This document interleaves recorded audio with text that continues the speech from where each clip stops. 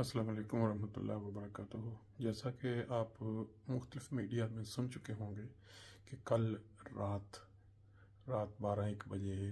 جرمنی میں فرینکفرٹ شہر سے تقریباً 40-50 کلومیٹر دور ایک شہر ہے نیڈا، وہاں ایک احمدی فیملی جو کہ اس وقت گھر میں موجود نہیں تھے، ان کے گھر میں آگ لگا دی گئی۔ اور یہ جو آپ دیکھ رہے ہیں اوپر مختلف طرح کے جو غیر ملکی مخالف تحریریں لکھی گئی ہیں کہ غیر ملکی یہاں سے نکل جائیں یا اس طرح کے انداز میں، تو یہ واقعات جرمنی میں پہلے بھی ہوتے رہے ہیں، لیکن اس طرح کسی احمدی گھر کو ڈائریکٹ آگ لگا کے مکمل، یہ دیکھیں پولیس وغیرہ وہاں کھڑی ہے انکوائری کرنے کے لیے، اس کو فوری طور پہ میڈیا کے اندر اتنا زیادہ نہیں دیا گیا کیونکہ ان کا کرسمس ڈے تھا جس طرح ہماری عید ہوتی ہے، تو اس طرح ان کا جرمنی والوں کی بھی عید تھی کہ عیسائی ہونے کی وجہ سے، لیکن اس طرح کا جو واقعہ ہونا ہے یہ ایک نئی اسلام مخالفت یا غیر ملکی مخالف لہر کا اندیہ دے رہا ہے۔ آپ جانتے ہیں کہ فلسطین میں جو کچھ ہو رہا ہے، جس کی وجہ سے یہاں گورنمنٹ کی طرف سے بہت زیادہ اس کو سختی کے ساتھ کچلا گیا ہے کہ کوئی شخص بھی اسرائیل کے خلاف نہیں بولے گا، اور جس کی وجہ سے یہاں ہوا مل رہی ہے غیر ملکیوں کے خلاف نفرت کی۔ اب یہ تصاویر جو آپ دیکھ رہے ہیں یہ اس گھر کی ہیں جس کو جلایا گیا ہے اور جہاں نعرے لکھے گئے ہیں کہ غیر ملکی یہاں سے باہر نکل جائیں گے، وہ اس جرمن زبان میں۔ تو اب ہمارے موجودہ جو خلیفہ ہیں ان کی گفتگو ایک سوال کے جواب میں، اور پھر خلیفۃ المسیح الرابع کا ایک جو سوال کے جواب میں یا کسی خطبے میں ذکر کہ کس طرح دنیا میں جماعت احمدیہ کی مخالفت ہوگی اور وہ ترقی کی پیشگامہ بنے گی۔ تو سنتے ہیں چل کے کہ کس طرح یہ سارا جو واقعہ ہوا ہے اس کے متعلق، اور پرانی جو باتیں ہیں اس کے متعلق خلفاء کی جو ہدایات ہیں یا جو ان کے ارشادات ہیں۔ السلام علیکم ورحمۃ اللہ وبرکاتہ۔ دوستو، آج جرمنی کے اندر ایک ایسا واقعہ ہوا ہے جس کی تحقیقات ابھی جاری ہیں، لیکن ایک احمدی فیملی جو فرینکفرٹ سے تقریباً 50 کلومیٹر دور ایک شہر نیڈا، وہاں رہائش پذیر تھی پچھلے 4-5 سال سے،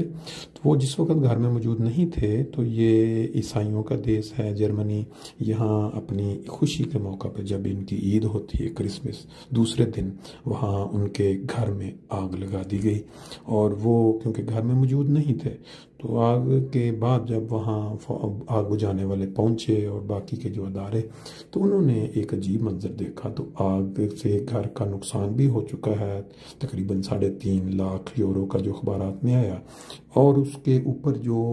اسلام مخالف نعرے جو لکھے گئے تھے گھر کی دیواروں پہ، وہ زیادہ تعجب گیز ہیں، اور اس کے متعلق جو میڈیا میں یا دوسری جگہوں پہ اس کو زیادہ اٹھایا بھی نہیں گیا، اس کا ذکر نہیں کیا گیا، لیکن اب آہستہ آہستہ یہ چیز جو ہے کھل کے سامنے آ رہی ہے۔ بات یہ ہے کہ ہماری جماعت احمدیہ پوری دنیا کے اندر جس ملک میں بھی ترقی کرتی ہے وہاں اس کی مخالفت آہستہ آہستہ بڑھتی چلی جاتی ہے، لیکن موجودہ فلسطین اسرائیل حالات میں یہاں جرمنی میں اسلام مخالف ایک لہر چل پڑی ہے، اور اب اس میں آیا انہوں نے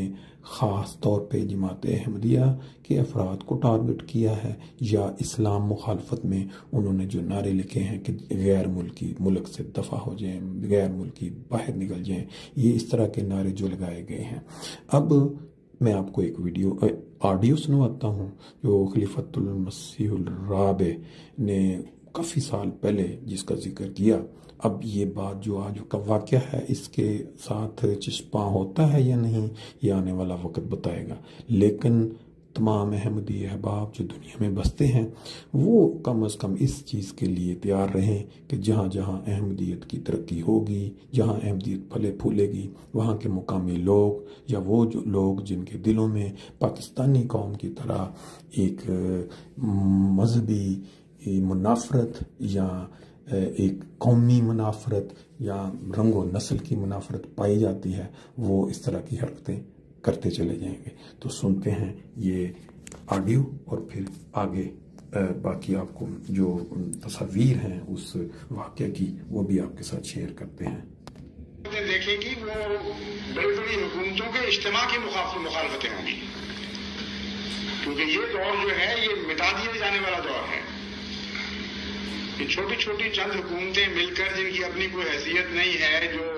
دنیا سے مانگ کر پلتی ہیں اور ہر چیز میں محتاجی رکھتی ہیں، اور خدا نے جو تھوڑا بہت دیا ہے اسی پر تکبر کا یہ عالم ہو گیا ہے کہ خدا کی جماعتوں سے ٹکر لینے کی سوچ رہی ہیں۔ یہ دور مٹنے والا دور ہے۔ آئندہ بھی مخالفت ضرور ہوگی، اس سے کوئی انکار نہیں ہے، کیونکہ جماعت کی تقدیر میں یہ لکھا ہوا ہے کہ مشکل راستوں سے گزرے اور ترقیات کے بعد نئی ترقیات کی منازل کو داخل ہو۔ یہ مشکلات ہی ہیں جو جماعت کی زندگی کا سامان مہیا کرتی ہیں۔ اس مخالفت کے بعد جو اگلی مخالفت مجھے نظر آ رہی ہے وسیع پیمانے پر، وہ ایک دو حکومتوں کا قصہ نہیں ہے، اس میں بڑی بڑی حکومتیں مل کر جماعت کو مٹانے کی سازشیں کریں گی، اور جتنی بڑی سازشیں ہوں گی اتنی ہی بڑی ناکامی ان کے مقدمے میں بھی لکھ دی جائے گی۔ مجھ سے پہلے خلفاء نے آئندہ آنے والے خلفاء کو حوصلہ دیا تھا اور کہا تھا کہ تم خدا پر توکل رکھنا اور کسی مخالفت کا خوف نہیں کھانا۔ میں آئندہ آنے والے کی قسم کھا کر کہتا ہوں کہ تم بھی حوصلے رکھنا اور میری طرح ہمت اور صبر کے مظاہرے کرنا اور کسی دنیا کی طاقت سے خوف نہیں کھانا۔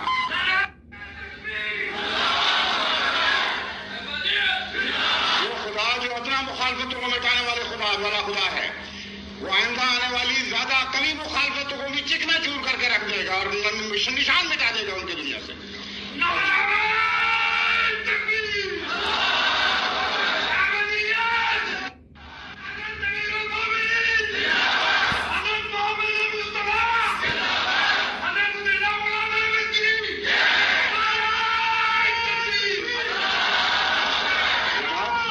جماعت احمدیہ نے بہرحال فتح کے بعد ایک اور فتح کی منزل میں داخل ہونا ہے۔